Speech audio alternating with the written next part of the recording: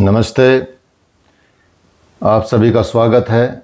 शून्य से समाधि तक की हमारी जो वीडियो श्रृंखला चल रही है उसमें जो भारत की या कह सकते हैं कि विश्व की विभूतियों में से एक योग के प्रचारक, योग के वक्ता, एक योगी के रूप में जीवन जीने वाले डॉक्टर पुरुषोत्तम कंचन जी, जो वर्तमान में दुबई में जिनका निवास है, दुबई में जो अपना व्यापार चलाते हैं और साथ ही योग को बहुत बड़े स्तर से आगे बढ़ा रहे हैं। योग के सच्चे साधकों के रूप में उनको जाना जाता है। हमने उनसे योग के विषय में बातें सुनी, उनका जीवन समझा, उनके एक्सपीरियंस भी सुने। धीरे धीरे से योग की अर्थ के विषय में जाना, योग की परिभाषा के विषय में जाना और क्या यम नियम होते हैं उनको घरेलू जीवन के हिसाब से समझा कि बच्चा कैसे नियम का पालन करता है, यम का पालन करता है, कैसे सत्य का पालन करता है, अहिंसा का पालन करता है। इस तरह के जो सिद्धांत हैं जो वास्तव में एक साधारण मनुष्य के लिए समझने में बड़ा आसान हो जाता है, उसी श्रृंखला में आगे बढ़ते हुए आज डॉक्टर साहब से कुछ और प्रश्न करेंगे। अष्टांग योग उन्होंने बताया था, बीच में एक शब्द आता है, तो अष्टांग योग क्या है, उसका विस्तार कैसे हुआ है, महर्षि पतंजलि ने उसके बारे में क्या कहा है और हमारे डॉक्टर साहब के अनुभव क्या रहे हैं, वो जानने की कोशिश करते हैं।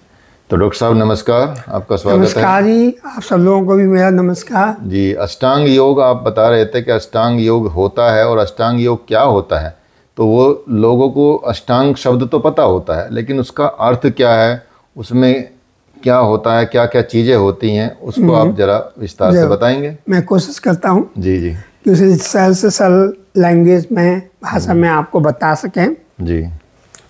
पतंजलि ने जो योगा सूत्र दर्शन लिखा हुआ है वो वैज्ञानिक तौर पे क्रमबद्ध लिखा हुआ है और उसी क्रमबद्ध को उन्होंने 8 अंगों में बांटा है, इसलिए वो अष्टांग योग कहलाता है। अच्छा, 8 अंगों की वजह से अष्टांग योग होता है। और वो क्या है 8 अंग? यम, नियम, आसन, प्राणायाम, प्रत्याहार, धारण, ध्यान और समाधि। जब ये आदमी किसी प्रॉपर तरह से इनका फॉलो करता है, उनको स्टेप बाय स्टेप लेके आगे बढ़ता है, तो स्वतः ही मन के अंदर का जो मैल होता है, जो विकार होते हैं, वो सब बाहर निकल जाते हैं और आपकी सोच जो है, सबसे बड़ी बात है सोच और थिंकिंग जिसे कहते हैं, बदल जाती है और शरीर में स्वतः ही कहते हैं कि मन निर्मल होने लगता है प्रत्येक के पीछे और फिर अपने आप ज्ञान का अनुभव आता है, विवेक है, ख्याति है, उच्च स्तर पर होने लगता है और उससे बुद्धि है, चित्त है, अहंकार, इंद्रियों, सर्वदा विभिन्न प्रत्यक्ष जो अंग है ना, उनका दिखाई देने लगता है, उनके कारण भी दिखाई देने लगते हैं और उनको कैसे आप उन पर विजय पाएँ वो भी दिखने लगता है। ये स्वतः ही होता है। तो योग में उनकी संख्या 8 बताई गई है। जैसे हमने बताया, यम, नियम, आसन, प्राणायाम, प्रत्याहार, धारण, ध्यान, समाधि, ये 8 अंग होते हैं और इन्हें हमें क्या, हर इंसान को अगर जाने अनजाने में कोई भी ऐसा व्यक्ति नहीं है, कोई भी ऐसी फैमिली नहीं है जो इनको फॉलो नहीं करता हो, चाहे वो किसी भी देश का हो, चाहे वो किसी भी माने वो मुस्लिम क्या कहते हैं, या मुस्लिम हो या कोई भी हो, हिंदू हो, बुद्ध हो, ईसाई हो, कोई भी हो, वो सब इन नियम को किसी न किसी रूप में आप पालन करते हैं। और उसका उदाहरण आप जब हम इसे एक्सप्लेन करेंगे तो आप देखेंगे कि हाँ, ये सब लोग लागू करते हैं लेकिन वो उससे अभिन्न रहते हैं, उन्हें उसका ज्ञान ही नहीं होता कि हम इनके नियमों को पालन कर रहे हैं। तो ये है, तो ये यम, नियम, आसन, प्राणायाम, प्रत्याहार, धारण, ध्यान, समाधि, ये 8 अंग हो गए। अब इस 8 अंगों को हमें जो है फॉलो करना है और एक के बाद एक स्टेप लेना है और उनका विवेचन करना है कि ये कैसे आप यूज़ कर सकते हैं एक गृहस्थ में रह के। ख़ास तौर से सन्यासी के लिए एक तो बहुत आसान होता है, एक ग्रस्त में उसका कैसा उपयोग होता है आप खुद ही देखेंगे। अब ले लीजिए यम। यम जो है वो भी 5 अक्षरों से बना हुआ है, 5 शब्दों का है भी। अच्छा नहीं, सॉरी, शब्द है। 5 शब्दों का बना है, जिसमें है अहिंसा पहला है, सत्य दूसरा है, अष्टय तीसरा है, ब्रह्मचर्य चौथा है, अपग्रह 5 है। एम है। एम का मतलब होता है सोसाइटी, समाज कहते हैं। समाज के हर व्यक्ति के लिए ये एम बहुत आवश्यक माने गए हैं और वो लागू भी होते हैं। तो ये किसी भी समाज के सिद्धांत के लिए होते हैं और उस पर ही समाज आगे बढ़ता है। अब हम लेते हैं यम। तो यम में सत्य, अहिंसा पहले लेते हैं। तो आपने देखा होता है कि कभी कभी एक्सीडेंट हो जाए और किसी की डेथ देख लो आप बहुत ज़बरदस्त, तो आपका मन विचलित हो जाता है। आप घर में आते तो आपका मन नहीं लगता है, खाने पे भी मन नहीं लगता है। वो तो क्योंकि वो उस समय आप वो ये नहीं देखते कि ये कौन है, चाहे वो जानवर हो चाहे वो इंसान हो। आपको वो एक्सीडेंट देख के आपको दुख हो जाता है, क्योंकि उसे आप ऐसा आना हो जाता कहीं हमारे साथ ऐसा ना हो जाए। तो उसको कहीं से, तो इसीलिए आप किसी को मारते हैं। अब देखो किसी को मारना बहुत बड़ा पाप होता है। बच्चे लोग भी, अपने छोटे बच्चे होते, जब कोई छोटे कीड़े मकोड़े को मारते तो माँ कहती नहीं मारो इसे बेटा, पाप लगेगा। या वो बच्चा जब छोटा होता है और हाथ चलाने लगता है हाथ पे, तो कभी कभी नाखून मारते हैं। बच्चों के नाखून बहुत तेज होते हैं तो फटा के मुँह पे मारेंगे, प्यार करेंगे, उन्हें मालूम नहीं है मारे, लेकिन वो माँ बाप माला है तो कहते मारते नहीं है। तो यह हिंसा का वो है। और ये आपने देखा होगा हर घर में होता है, बचपन में सबके साथ ये यूज होता है। बिल्कुल। तो ये अहिंसा का ये सबसे बढ़िया उपाय है।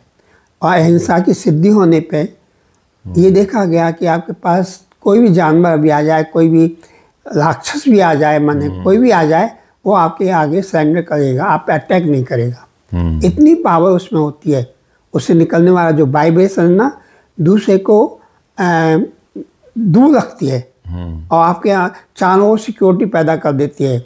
ये उसका अहिंसा का सबसे बड़ा पावर है, जो हमने देखा, परिणाम में देखा है कि हम एक बार अफ्रीका में थे और जैसे ही किसी फ्रेंड को फ़ोन किया तो उन्होंने कहा कहाँ है, तो उन्होंने जब जगह बताई तो उसने कहा वहाँ से निकलो इमीडिएट, वो बहुत डेंजर जगह है, कोई भी शूट कर देगा, क्योंकि अफ्रीका तो जगह ही ऐसी है।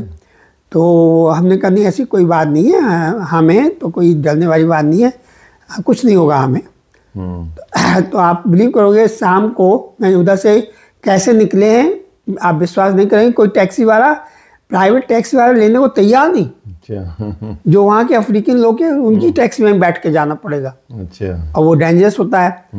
लेकिन जैसे ही रात में जब हम आए बिस्तर पे और ध्यान में बैठे तो आ गया कि तुम्हारे साथ चारों तरफ सिक्योरिटी होती है तो डरने वाली बात नहीं है। तो अहिंसा का ये सबसे बड़ा प्रमाण हमने उस समय देखा। बिल्कुल। तो ये हम जो भी चीज़ बताएंगे अपना अनुभव ही बताएंगे आप। अब दूसरा शब्द आता है यहाँ यम में, वो है सत्य। और सत्य तो आप जानते हो कि एक सत्य के लिए आदमी झूठ पर झूठ बोलता जाता है और सत्य से एक ही बार बोलना पड़ता है। वो दोबारा नहीं रिपीट करेगा, वो उसी बार को दोहराता जाएगा एंड तक। और भले ही उसमें कितना भी टाइम लग जाए उसको प्रूफ होने में, लेकिन सत्य सत्य ही रहेगा। वो कभी अपने स्थान से हिलेगा डुलेगा नहीं। और उसका अगर कोई झूठ से उसका मुकाबला करके उसको वो करना चाहता है, कमज़ोर करना चाहता है, तो वो फिर झूठ पे झूठ बोलता जाएगा। और वो जैसा आपने देखा कोई किसी का मर्डर कर देता है, पुलिस पकड़ती तो कैसे वो बात बदलता जाता है, हर बार बदलता जाता है। तो ये वाली बात है। तो सत्य में बहुत बड़ी ताकत होती है और सत्य को फॉलो करने से आदमी से निकला हुआ उसका शब्द पत्थर की तरह लकीर खींच देता है। वो बालू में, रेत में पानी की लकीर नहीं खींचता है। उसके मुंह से निकला हुआ शब्द सत्य होता है। और आपको इसका एक उदाहरण देखा होगा, कभी किसी भिखारी या बूढ़े आदमी को आप कोई सताता है और उसके मुंह से कहीं बददुआ निकल जाती है तो बहुत ज़्यादा इफेक्ट करती है। ये आपने अनुभव किया भी होगा। और बच्चों को भी आपने देखा होगा, माँ बाप शुरू से भी कहते हैं कि झूठ नहीं बोलते बच्चे। स्कूल में पहले सिखाते हैं कि कभी झूठ नहीं बोलते हैं। माँ बाप से जब बच्चा कहता है स्कूल नहीं जाना हो, तब मम्मी मेरे पेट में दर्द है, मेरा ये अच्छा ना जाने का बहाना है स्कूल, तो झूठ नहीं बोलते, सीधा बोलो ना कि हमें स्कूल आज नहीं जाना है, मेरा मन नहीं है। तो ये है सत्य। अब तीसरा शब्द आता है अष्टे। अष्टे चोरी नहीं करना। चोरी नहीं करना ये बहुत बड़ी बात होती है। ये तो पहले बचपन से सिखाते हैं कि चोरी करना पाप होता है बेटा। माँ बाप अगर अफोर्ड नहीं कर पाते हैं और बच्चा अगर कोई चीज़ स्कूल से लेके आता है चोरी, तो माँ बाप उसे सिखाते हैं कि ये बहुत गलत बात है। बिल्कुल। कर आपको पकड़ेंगे, डांटेंगे, चोरी करोगे, बड़े होकर पुलिस भी ले जाएगी, तो ये तो बहुत बड़ा पाप है, वो नहीं करना चाहिए। और उससे क्या होता है कि जब आदमी शुरू में वो करता है चोरी, बच्चा चोरी करता हो, देखा होगा कि माँ बाप उसको कुछ नहीं बोलते, तो उसको बच्चे को सह मिल जाती है और वो फिर धीमे धीमे बढ़ता जाता है। और अगर उसे बीच में पहले ही रोक दो तो कभी भी वो दोबारा वो नहीं करेगा। तो इसलिए चोरी के लिए कहा जाता है कि चोरी करना महापाप होता है। और उससे मन के विचार बड़ी चेंज होती है। मन बहुत जल्दी विचलित होता है और उसकी सिद्धि होने से तुम्हें हर चीज़ प्राप्त हो जाती है बिना किसी उसके। ये आप याद रखो। अब जैसे होता है, कोई भी आदमी होता है किसी के घर में गया और अगर उसका मन आ गया है इनके यहाँ तो ये बहुत अच्छी चीज़ है, कहीं देखा होगा लोग उठा के चुपचाप से रख देते हैं। होटलों में खास तौर से बड़ी बढ़िया तो ये है ना, ये बहुत खराब बात होती है। तो इसलिए सबको ने बताया कि ये बहुत कभी कभी पकड़े भी जाते हैं, होटल में भी पकड़े जाते हैं, तो कितनी बेइज्जती होती है। तो चोरी नहीं करना बहुत ही अच्छी बात है और उसको फॉलो करते रहना और उसको ध्यान में रखे रहना, ये उससे भी अच्छी बात है। उससे कभी विचार नहीं गलत होंगे। बिल्कुल। किसी चीज़ को पाने की जो आपके पास नहीं है तब भी इच्छा नहीं होगी, तब भी यही होगा कि अरे ईश्वर है, आज नहीं तो कल ले लेंगे। बिल्कुल। तो वो उसमें संतोष भी मिलेगा आपको और मन भी शांत रहेगा। तो ये तीसरा शब्द था। चौथा ब्रह्मचर्य है। अब आप लोग कहेंगे यार ब्रह्मचर्य तो बड़े लोगों का है, सन्यासी लोगों का है, साधु महात्माओं का है। ब्रह्मचर्य को बच्चों को शुरू से सिखाते हैं। आप देखो, जब उन्हें मालूम भी नहीं होता इस चीज़ का, तब उन्हें इस नाम से पुकारते हैं, बच्चा मैं तुम्हारी माँ हूँ, बच्चा ये तुम्हारी बहन है, पड़ोस की ये तुम्हारी आंटी है, ये तुम्हारी दीदी है। और इस तरह उसको रिलेशन में बांध देते हैं कि वो वही समझ के वही चीज़ पुकारता है उसे आगे। तो ये सबसे बड़ी बात होती है ब्रह्मचर्य। शुरू में हम भी बहुत सोचते थे यार ये कैसे होगा, ये कैसे, बचपन में क्या मालूम है किसी को वासना क्या होती क्या नहीं होती, बच्चे को क्या मालूम है। लेकिन जब ध्यान किया तो मालूम पड़ा कि देखो शुरू से आपको इस चीज़ बताई जाती है। और जब बड़े हो जाते हैं तब जिसका वो होता है तो वो स्कूलों में बता देते हैं, माँ बाप भी कहते हैं, कहते हैं ये तुम्हारी सिस्टर है, ठीक से बात करो। पड़ोस के लोगों को कहते हैं ये तुम्हारी दीदी है, तुमसे बड़ी है, इज्जत से बात करो। तो कितना माने सोसाइटी में कितनी अच्छी अच्छी चीज़ें बताई गई हैं इनडायरेक्ट। बिल्कुल। तो ये हो गया ब्रह्मचर्य का। अब आता है कि अपरिग्रह। तो अपरिग्रह तो आप देखते हो किसी भी अनजान आदमी से या किसी भी आदमी से हमें कोई चीज़ एक्सेप्ट नहीं करना चाहिए, कोई भी चीज़ नहीं लेना चाहिए। क्योंकि जब आप किसी आदमी से कोई भी चीज़ लेंगे तो आप उसको उसके एहसानों के नीचे दब जाएंगे। बिल्कुल। और कभी भी वो उसका फ़ायदा उठाएगा। आपको देता जाएगा, आज आपको एक चॉकलेट दी, कल 2 चॉकलेट दी।